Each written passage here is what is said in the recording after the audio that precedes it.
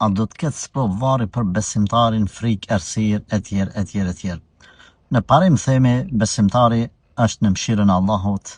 Allahu i ban trajtim të veçantë ekstra në natën e vorrit, po ashtu kemi edhe kuranor që thotë Zoti xhaleshanu se Allahu i forcon besimtarët me fjalën e vërtetë. Ulemat kanë përmendur domethënë në momentet e vdekjes, në natën e vorrit, në jetën e berzahut varrezave, po ashtu në ditën e gjykimit, në orën e siratit, Allah i forcon besimtarët. Pra në përgjithësi kjo është si ide e përgjithshme. Pastaj, a mund të ketë detaje, momente kur edhe besimtari mundet me pas një farë sikleti edhe domethënë frikë të përgjithshme? Po mundet.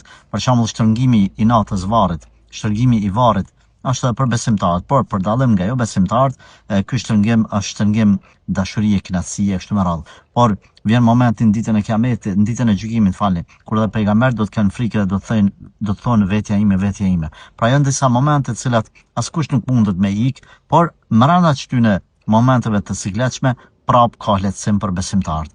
Edhe pse tham, e rëndësishme është ti me qenë besimtar, se Zoti nuk të lën keq kur ty as që secillin që është në këtë rrugë.